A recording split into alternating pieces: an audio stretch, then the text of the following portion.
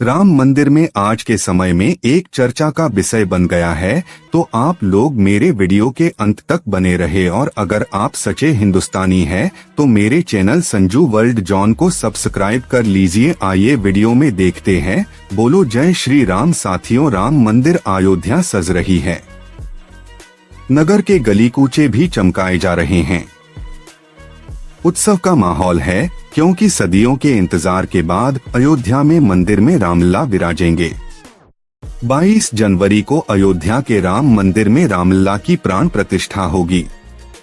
22 जनवरी 2024 को अयोध्या के राम मंदिर में रामलला की प्राण प्रतिष्ठा होगी। इस भव्य समारोह में देश भर के 7,000 से ज्यादा विशिष्ट मेहमान शामिल होंगे। रामलला की मूर्ति कर्नाटक और राजस्थान के पत्थरों से बनी है। अयोध्या राम मंदिर के निर्माण में करीब 900 करोड़ का खर्च आया है। दरवाजे और खिड़कियों की लकड़ियां महाराष्ट्र के बल्लाल शाह से लाई गई हैं। दरवाजों और खिड़कियों पर नक्काशी हैदराबाद के मजदूरों ने किया। देश भर की पवित्र नदियों और कुडों से लाए जल से होगा रामलला का अभिषेक। वर्ष 2025 में पूरी तरह बनकर तैयार हो जाएगा भव्य राम मंदिर। 9 नवंबर 2019 को सुप्रीम कोर्ट ने राम मंदिर के पक्ष में फैसला दिया था। रामलला की प्राण प्रतिष्ठा समारोह के लिए थाईलैंड के राजा ने वहां की मिट्टी भेजी है। मंदिर परिसर में 44 फीट लंबाई और 500 किलोग्राम का ध्वज दंड भी लगेगा। इस आयोजन में पीएम नरेंद्र मोदी मुख्य यजमान हैं। अयोध्या में राम मंदिर में रामलला की प्राण प्रतिष्ठा अंतिम चरण में है। 22 जनवरी को राम मंदिर में रामलला स्थापित हो जाएंगे। दिसंबर के 22 से 23 1949 की रात विवादित ढांचे का आकार दिए गए राम मंदिर में रामलला के प्राकट्य के बाद जहां हिंदू पक्ष ने वहां पूजा अर्चना का अधिकार मांगा, वहीं मुस्लिम पक्ष ने मूर्ति हटाने का अभियान छेड़ा। लंबी अदालती लड़ाई से गुजरी राम मंदिर की संघर्ष यात्रा, जो कि आज के समय में राम मंदिर सफल बन गया है। बोलो जय श्री राम। रमाशरण अवस्थी, अयोध्या। राम जन्मभूमि की मुक्ति का संघर्ष देश की स्वतंत्रता के साथ सामरिक अभियान से आगे बढ़कर न्याय के मंदिर की चौखट तक पहुंचा। दिसंबर के 22 से 23 1949 की रात विवादित ढांचे का आकार दिए गए राम मंदिर में रामलला के प्राकट्य के बाद जहां हिंदू पक्ष ने वहां पूजा अर्चना का अधिकार मांगा, वहीं मुस्लिम पक्ष ने मूर्ति हटाने का अभियान छेड़ा। ऐसे आग्रह दुराग्रह लंबी अदालती लड़ाई के रूप में सामने आए। मूर्ति हटवाने के लिए पहले से ही प्रशासनिक प्रयास किए जा रहे थे। इस प्रयास में तत्कालीन प्रधानमंत्री जवाहरलाल नेहरू तक शामिल थे। नेहरू मूर्ति स्थापना को शरारतपूर्ण मान रहे थे और उसे हटवाने के लिए प्रदेश सरकार को चिट्ठी पर चिट्ठी लिख रहे थे। इस भावना के विपरीत वे राम भक्त किसी प्रकार के भय से मुक्त थे, जो रामलला के प्राकट्य से रोमांचित थे और रामलला को पुनः गौरव प्रदान करने के लिए किसी भी सीमा तक जाने को तैयार थे। इस प्रतिबद्धता के आगे तत्कालीन प्रधानमंत्री को अपने पांव वापस खींचने पड़े। ऐसा प्रतीत होता है कि तत्कालीन सिटी मैजिस्ट्रेट ठाकुर गुरुदत्त सिंह एवं जिलाधिकारी के नायर की यह स्थापना प्रभावी सिद्ध हुई कि रामलला की मूर्ति हटाए जाने से हिंदू विद्रोही हो सकते हैं और तत्कालीन प्रधानमंत्री सहित मुख्यमंत्री गोविंद वल्लभ पंत भी ऐसा कतई नहीं चाहते थे। गर्भगृह में मूर्तियों की पूजा अर्चना चलने लगी है। तत्कालीन गृह मंत्री सरदार पटेल का रुख तो पहले से जगजाहिर था। उधर गर्भगृह में मूर्तियों की पूजा अर्चना चलने लगी। इसे रोकने के लिए कुछ स्थानीय मुसलमानों और प्रशासन ने फिर से चिट्ठी पत्री शुरू की, पर पूजा कभी नहीं रुकी। प्रशासन से निराश स्थानीय मुस्लिम मो हाशिम अंसारी ने मूर्ति हटवाने के लिए स्थानीय अदालत में प्रार्थना पत्र दिया, मगर अदालत ने निषेधाज्ञा का हवाला देकर यथास्थिति बनाए रखने को कहा। रामलला की मूर्ति जहां की तहां स्थापित रहे। इस प्रयास के तहत हिंदू पक्ष भी न्यायालय की शरण में पहुंचा। इसी क्रम में हिंदू महासभा के तत्कालीन नगर मंत्री गोपाल सिंह विशारद ने 16 जनवरी 1950 को स्थानीय अदालत में अपने पूजा दर्शन के अधिकारों की रक्षा के लिए प्रार्थना पत्र दिया।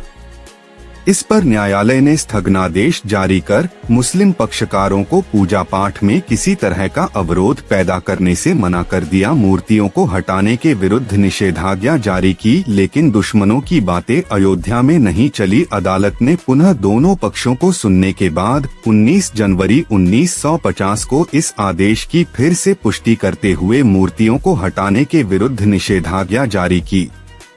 3 मार्च 1951 को यह आदेश फिर पुष्ट किया गया। रामलला के प्राकट्य के बाद वहां निर्बाध पूजन अर्चन और दर्शन का सवाल था। इसी के सापेक्ष 25 अप्रैल 1950 को रामनगरी के युवा संत रामचंद्रदास परमहंस ने भी न्यायालय में प्रार्थना पत्र प्रस्तुत कर पूजा पाठ का अधिकार मांगा और वह ताला भी खोलने की मांग की, जिसे प्रशासन ने बंद किया था। यह ताला 1 फरवरी 1986 को खुला। परमहंस वह व्यक्ति थे जो राम जन्मभूमि मुक्ति के स्वप्न के संवाहक बने। 40 साल के सफर तक वह मात्र पूजा पाठ का अधिकार मांगने तक ही सीमित नहीं रह गए थे, बल्कि राम जन्मभूमि न्यास के अध्यक्ष के रूप में वह उसी तरह के मंदिर के निर्माण की मुहिम का मार्गदर्शन कर रहे थे जो आज आकार ले रही है। 23 अगस्त 1990 को परमहंस रामचंद्रदास ने अपना मुकदमा यह कहते हुए वापस ले लिया कि अब अदालत से उन्हें न्याय की उम्मीद नहीं है। न्यायिक संघर्ष में निर्मोही अखाड़ा भी शामिल हुआ। राम मंदिर के लिए बहुत सी संघर्ष झेलनी पड़ी। उसके बाद आज राम मंदिर की स्थापना शुरू हो गई। साथियों, आप लोग अगर सच्चे हिंदू हैं तो आप हमारे चैनल को सब्सक्राइब कीजिए, नार वीडियो को भी लाइक करें। न्यायिक संघर्ष में 17 दिसंबर 1959 को निर्मोही अखाड़ा भी शामिल हुआ। अखाड़ा की ओर से स्वयं को विवादित संपत्ति का मालिक बताते हुए प्रशासन की ओर से नियुक्त तत्कालीन रिसीवर के विरुद्ध तीसरा मुकदमा दायर किया गया। अखाड़ा ने यह भी दावा किया कि निर्मोही अखाड़ा जन्मस्थान पर स्थित मंदिर का असली मालिक भी है। 18 दिसंबर 1961 को उत्तर प्रदेश सुन्नी मुस्लिम वक्फ बोर्ड ने उन्हीं स्थानीय मुसलमानों के साथ मिलकर इस आशय का चौथा मुकदमा दायर किया कि प्रश्नगत ढांचा अयोध्या में मर्यादा पुरुषोत्तम श्री राम एयरपोर्ट है। राम मंदिर और एयरपोर्ट के बीच करीब 10 किलोमीटर की दूरी है।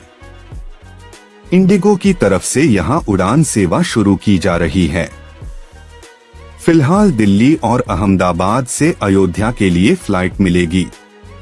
आप पड़ोसी शहरों लखनऊ, गोरखपुर और वाराणसी एयरपोर्ट पर उतरकर बस और ट्रेन के जरिए भी अयोध्या पहुंच सकते हैं। राम मंदिर में दर्शन कैसे करें? मंदिर में रामलला के दर्शन 30 फुट की दूरी से हो सकेंगे। श्रद्धालु पूरब दिशा से दर्शन के लिए प्रवेश करेंगे। सिंह द्वार से आगे बढ़ते ही वे रामलला के सामने होंगे। रामलला का दर्शन कर वह बाएं घूमेंगे। उसके बाद आगे पीएफसी भवन से सामान लेकर बाहर निकल जाएंगे। लेकिन कुबेर टीला जाने के लिए उनके पास अनुमति पत्र होना चाहिए। राम मंदिर में प्रसाद कहां से मिलेगा? श्रद्धालुओं को दर्शन स्थल पर प्रसाद नहीं मिल पाएगा। उन्हें रामलला का दर्शन करने के बाद लौटते समय दर्शन मार्ग के पास परकोटा से प्रसाद मिलेगा। राम मंदिर के अलावा किन प्रमुख मंदिरों में दर्शन के लिए जाया जा सकता है?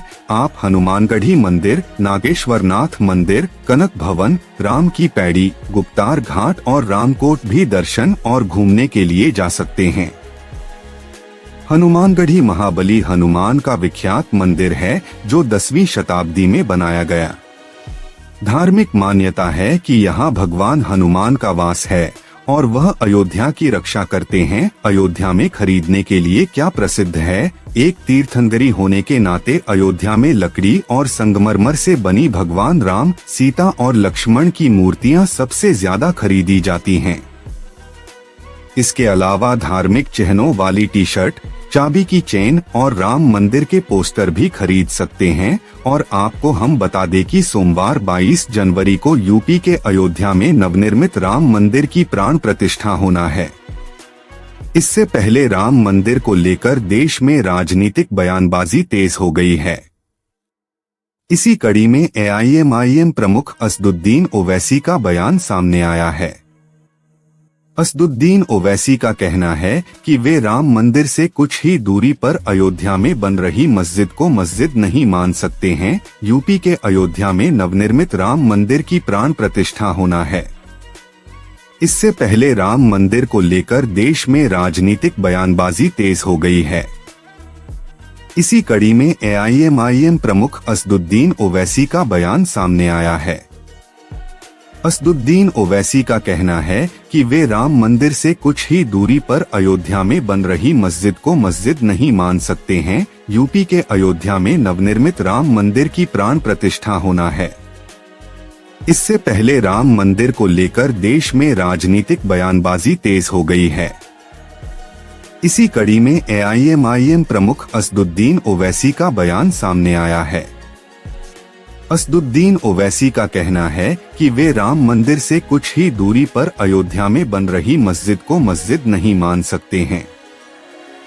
इस दौरान असदुद्दीन ओवैसी ने महाराष्ट्र के पूर्व मुख्यमंत्री उद्धव ठाकरे और उप मुख्यमंत्री देवेंद्र फडणवीस पर हमला बोलते हुए कहा कि महाराष्ट्र के सीएम हाजी मलंग दरगाह के बारे में कह रहे हैं।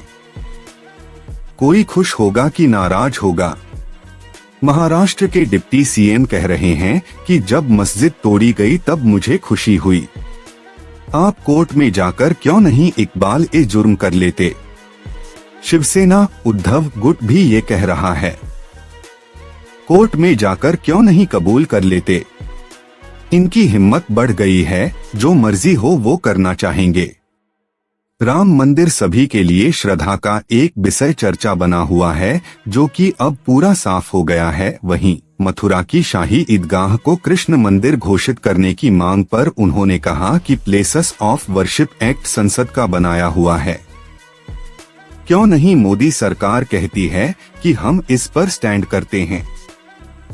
साथ ही ओवैसी ने यह भी कहा कि 6 दिसंबर तो एक फैक्ट है। 6 दिसंबर को बाबरी मस्जिद को किसने शहीद किया, ये मुद्दा जिंदगी भर रहेगा। राम मंदिर के लिए एमपी के इस शहर से भेजा गया 5 किलो चांदी का दीपक बेहद खास तरीके से किया है गया तैयार। रतलाम के एक राम भक्त ने अयोध्या राम मंदिर के गर्भगृह में अखंड ज्योत के लिए एक 5 किलो चांदी का दीपक तैयार करवाया है। अयोध्या के श्री राम मंदिर में प्राण प्रतिष्ठा का कार्यक्रम 22 जनवरी को होना है, जिसे लेकर जोर शोर से तैयारियां की जा रही हैं। वहीं राम मंदिर निर्माण को लेकर भक्तों की आस्था की अलग अलग अनूठी तस्वीरें भी सामने आ रही हैं, जिसमें राम भक्त अपनी आस्था को भगवान राम के प्रति प्रकट कर रहे हैं। ऐसी ही एक तस्वीर मध्य प्रदेश के रतलाम जिले से आई है, जहां एक राम भक्त ने अयोध्या राम मंदिर के गर्भगृह में अखंड ज्योत के लिए एक 5 किलो चांदी का दीपक तैयार करवाया है। और आपको बता दें कि रतलाम से भेजा गया 5 किलो चांदी का दीपक दरअसल रतलाम में एक राम भक्त ने अयोध्या राम मंदिर के गर्भगृह में अखंड ज्योत के लिए एक 5 किलो चांदी का दीपक तैयार करवाया है। इस दीपक को उदयपुर में तैयार करवाया और जयपुर में खास कारीगरों से बड़ी बारीक डिजाइन के साथ तैयार करवाया गया है। अब यह दीपक अयोध्या के राम मंदिर में अखंड ज्योत के लिए स्थापित होगा। आज इसे लेकर श्रद्धालु रतलाम से रवाना हो रहे हैं, जो कि अयोध्या के पावन धरती के लिए सबसे श्रेष्ठ माना गया है। राम मंदिर के उद्घाटन पर दुविधा में ओवैसी बोले, दूध का जला छाछ को भी फूंक फूंक कर पीता है। राम मंदिर निर्माण को लेकर पूछे गए सवाल के जवाब में ओवैसी ने कहा, अगर मस्जिद को आप शहीद नहीं करते तो अदालत का फैसला क्या आता। 6 दिसंबर तो एक फैक्ट है। क्या हम चाहेंगे कि दोबारा 6 दिसंबर हो और राम मंदिर उद्घाटन के दिन रेल में सफर न करें। मुसलमान असम के सांसद के इस बयान पर मचा बवाल। अपने विवादित बयानों के लिए चर्चा में रहने वाले all India United democratic front के चीफ मौलाना बदरुद्दीन अजमल का बयान सामने आया है। उन्होंने कहा है कि राम मंदिर उद्घाटन के दिन मुसलमान रेल में सफर न करें। आप राम मंदिर के बारे क्या कहना चाहेंगे? आप कमेंट जरूर करो और आपको यह वीडियो कैसा लगा? आप हमारे चैनल को सब्सक्राइब करें और वीडियो को भी लाइक करें। इसी के साथ मिलते हैं अगली वीडियो में, तब तक के लिए जय हिंद जय भारत।